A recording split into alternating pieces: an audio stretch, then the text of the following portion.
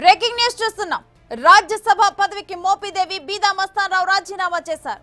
Rajya Sabha chairman Jagdeep Dhankhar కు రాజీనామా లేఖను అందించారు. వైసీపీ ప్రాథమిక సభ్యత్వానికి సైతం వారిద్దరూ రాజీనామా చేశారు.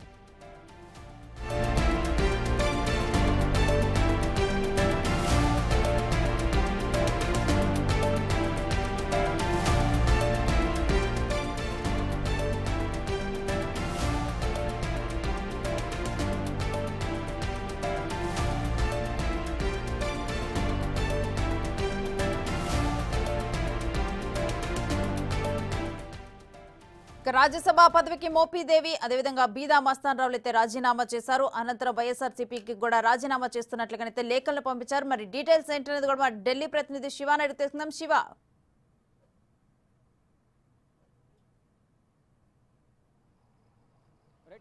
కొద్దిసేపటి క్రితమే వైసీపీ రాజ్యసభ సభ్యత్వాలకు ఇద్దరు రాజ్యసభ ఎంపీలు బీదా మస్తానరావు, మోపిదేవి వెంకటరమణ ఇద్దరు కూడా రాజీనామా చేశారు. పార్లమెంట్లో రాజ్యసభ కార్యాలయంలో రాజ్యసభ చైర్మన్ జగదీప్ ధన్కర్కు వారిద్దరి రాజీనామా పత్రాలను సమర్పించారు. ఇటు పార్టీకి కూడా వైసీపీ పార్టీకి కూడా ఇద్దరు రాజీనామా చేశారు. అయితే ఇన్నాళ్ళు వైసీపీ పార్టీలో కేవలం భయంతోనే ఉన్నట్లుగా కూడా వారు ఆఫ్ ద రికార్డు చెప్తున్నారు.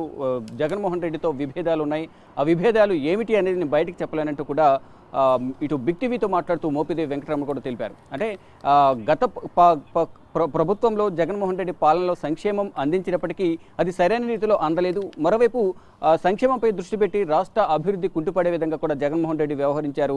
నిరంకుశత్వంతో నిరంకుశ పాలన కొనసాగించారనేది ప్రధానంగా మోపిదేవి వెంకటరమణ పలు కీలక వ్యాఖ్యలైతే జగన్మోహన్ రెడ్డిపై చేశారు. వారి కుటుంబంతో నాకు మంచి సత్సంబంధాలు ఉన్నప్పటికీ జగన్మోహన్ రెడ్డికి నాకున్న విభేదాల వల్ల, అభిప్రాయ భేదాల వల్ల నేను పార్టీని వేడాల్సి వచ్చింది. గతంలోనే ఎమ్మెల్యేగా రాజీనామా చేయమన్నప్పుడే, అంటే ఎమ్మెల్యేగా టికెట్ ఇవ్వలేదు, రాజ్యసభ పంపించారు. ఆ సందర్భంలోనే పార్టీకి రాజీనామా చేయాలనుకున్నాను. కానీ ఇప్పుడు ఆ సందర్భం వచ్చిన నేపథ్యంలోనే ఇప్పుడు టీడీపీ అధికారంలో ఉంది. రాష్ట్రంలో సుపరిపాలన అందించే దిశగా కూడా చంద్రబాబు పాలన కొనసాగిస్తున్నారు. రాష్ట్ర అభివృద్ధి కోసం యాక్టివ్ పాలిటిక్స్లో ఉండాలనుకుంటున్నాను, అందుకనే నేను టీడీపీలో చేరుతున్నట్లుగా కూడా మోపిదేవి వెంకటరమణ చెప్పారు. ఇటు బీదా మస్తానరావు కూడా 2019లో అప్పటి వరకు టీడీపీలో ఉన్నారు. టీడీపీ నుంచి తర్వాత కొన్ని ఒత్తిడుల వల్ల జగన్మోహన్ రెడ్డి భయపెట్టడం కానీ ఇతరత్ర కారణాల వల్ల టీడీపీని వీడి వైసీపీలోకి వచ్చారు. రాజ్యసభ పదవి ఆయనకు 2022లో ఇచ్చారు. 2022లో ఆయనకు రాజ్యసభ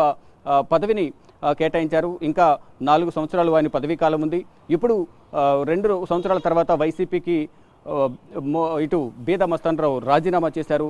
అంటే తనను ఇబ్బందులు పెట్టే విధంగా కూడా వ్యవహరించిన నేపథ్యంలోనే తాను గతంలో టీడీపీని వీడి వైసీపీలోకి వచ్చినట్లుగా కూడా వారి సన్నిహిత వర్గాల వద్ద చెప్తున్నారు. తనకున్న వ్యాపారాల వల్ల కానీ, కొన్ని ఇతరత్ర ఆర్థిక కారణాల వల్ల, కొన్ని ఒత్తిడుల వల్ల జగన్మోహన్ రెడ్డి అనుచరవర్గం కొంతమంది కోటరి తనను ఇబ్బందులు గురి చేయడం ద్వారానే టీడీపీని వీడి వైసీపీలోకి రావాల్సి వచ్చిందంటూ కూడా వారి అనుచరవర్గం వద్ద ఆఫ్ ద రికార్డులో కూడా బీదా మస్తానరావు చెప్తున్నారు. ఎట్టకేలకు తన సొంత గుటికి వస్తున్నట్లుగా తనకు అనిపిస్తుందంటూ ఆయన సన్నిహితుల వద్ద బీదా మస్తానరావు తెలుపుతున్నారు. ఇక కొద్దిసేపటి క్రితమే వారు రాజ్యసభ సభ్యత్వానికి రాజీనామా చేసిన నేపథ్యంలో తదుపరి భవిష్యత్ కార్యాచరణ వారికి ఏ విధంగా ఉంటుంది, టీడీపీలో వారి రోల్ ఎలా ఉండబోతుందనే దానిపై మాత్రం ఇప్పటివరకు వారు చెప్పిన దాఖలాలు లేవు. కేవలం ఇటు మోపిదేవి వెంకటరమణ యాక్టివ్ పాలిటిక్స్లోకి, అంటే రాజ్యసభ కాకుండా ఇటు ప్రత్యక్ష రాజకీయాల్లో ఉండాలని ఆయన ఆశిస్తున్నారు. దానిలో భాగంగా మోపిదేవి ప్లేస్ను అంటే ఇంకా 1.5 year మాత్రమే మోపిదేవి పదవీకాలం ఉన్న నేపథ్యంలో ఆ స్థానాన్ని ఎవరితో భర్తీ చేస్తారని కూడా చూడాల్సి ఉంది. టీడీపీలో సీనియర్ నేతలు ఉన్నారు, పార్టీలో టికెట్ రానివారు కానీ,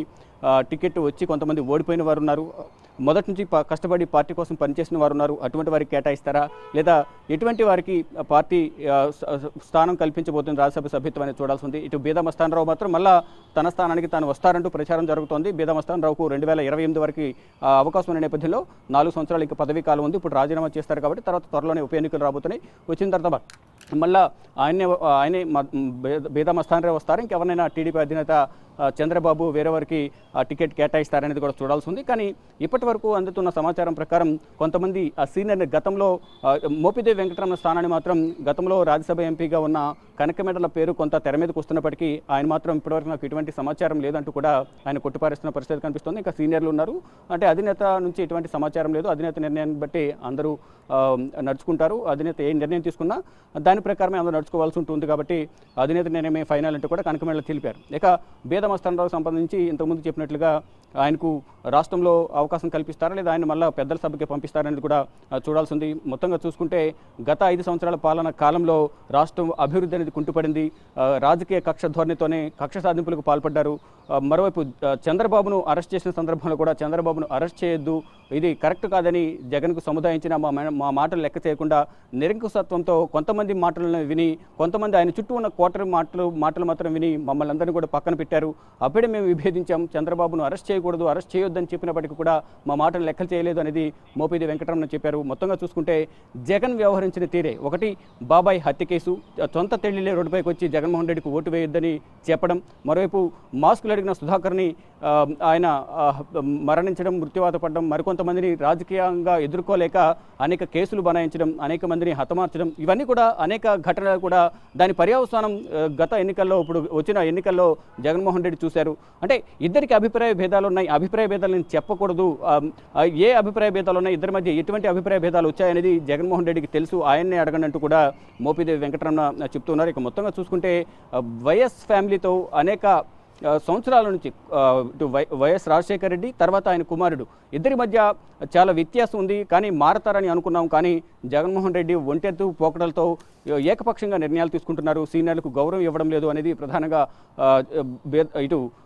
మోపిదేవి వెంకటరమణ చెప్తున్నారు. ఇటు మోపిదేవి వెంకటరమణతో పాటు బీదా మస్తానరావు ఈరోజు రాజీనామా చేశారు. వారితో పాటు మరికొంతమంది కేవలం ఇప్పుడు వైవి సుబ్బారెడ్డి, విజయసాయిరెడ్డి తప్ప మ్యాక్సిమం అందరూ కూడా వైసీపీని వేడబోతున్నారనేది ప్రధానంగా రాజ్యసభ సభ్యులందరూ కూడా తెలుస్తోంది. దీన్ని బట్టి ఇటు కూటమికి సంబంధించి అంటే బీజేపీకి బలం అనేది రాజ్యసభలో తక్కువ ఉంది. ఇప్పుడు టీడీపీలోకి రావడం ద్వారా టీడీపీ బలం కూడా బీజేపీకి యాడ్ అవుతుంది. కాబట్టి ఇటు మరికొంతమంది ఏదైతే 11 మంది రాజ్యసభ ఎంపీలు ఎవరైతే ఉన్నారో వారిలో దాదాపు 8 నుంచి 9 మంది ఇటు టీడీపీ, బీజేపీ, జనసేనలకు వెళ్లేందుకు అందరూ రంగం సిద్ధం చేస్తున్నారు. ఇప్పటికే అందరితో చర్చలు జరిపినట్టు తెలుస్తోంది. కానీ ఇటు విజయసాయిరెడ్డి కూడా పార్టీ మారుతారంటూ ప్రచారం జరిగిన నేపథ్యంలో ఆయన విజయసాయిరెడ్డి కూడా ఒక ట్వీట్ ద్వారా దానికి సమాధానం ఇచ్చారు. నేను మొదటి నుంచి వైసీపీలో ఉన్నాను, వైసీపీలో ఉంటానంటూ కూడా లాయల్గా ఉంటాను జగన్మోహన్ రెడ్డికి అంటూ కూడా విజయసాయిరెడ్డి కూడా ఒక ట్వీట్ చేశారు. అంటే దాన్ని బట్టి విజయసాయిరెడ్డి పార్టీ మారడం లేదనేది కొంత స్పష్టత వస్తోంది. కానీ భవిష్యత్తులో ఏ విధంగా ఉండబోతుంది అనేది కూడా చూడాల్సి ఉంది. కానీ ఇప్పటి వరకు అందుతున్న సమాచారం ప్రకారం మోపిదేవి వెంకటరమణ, బీదా మస్తానరావు మేమిద్దరం మాత్రం ప్రజెంట్ మేము పార్టీ మారుతున్నాము,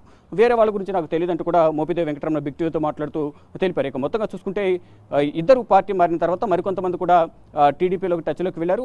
మరికొంతమంది వీరి ద్వారా ఎవరైతే అవకాశం లేదో పార్టీలోకి రావడానికి ఇతర పార్టీలో ఉన్న నేతలు ఎవరైతే ఉన్నారో వైసీపీలో ఉన్న కొంతమంది మొదట్లో చంద్రబాబును, జనసేన, బీజేపీని విమర్శించిన నేతలు కొంతమంది ఎవరైతే ఉన్నారో వారు కూడా వీరిద్దరి ద్వారా మంత్రాలు జరిపి బీజేపీలోకి లేదా టీడీపీ, జనసేనలోకి వెళ్లాలనే యోచనలో ఉన్నట్లు తెలుస్తుంది. దానికి సంబంధించి వారు కూడా వీరిద్దరితో సంప్రదింపులు జరుపుతున్నట్టు తెలుస్తుంది. వీరి ద్వారా ఇటు టీడీపీలో వచ్చేందుకు కూడా ప్రయత్నాలు జరుగుతున్నట్లుగా తెలుస్తుంది. ఇక మొత్తంగా చూసుకుంటే ఇటు వైసీపీ పార్టీకి రాజ్యసభ సభ్యత్వానికి బీదా మస్తానరావు, మోపిదేవి వెంకటరమణ రాజీనామా చేశారు. కొద్దిసేపటి క్రితమే రాజ్యసభ చైర్మన్ ఉపరాష్ట్రపతి జగదీప్ ధన్కర్కు వారి రాజీనామా పత్రాన్ని సమర్పించారు.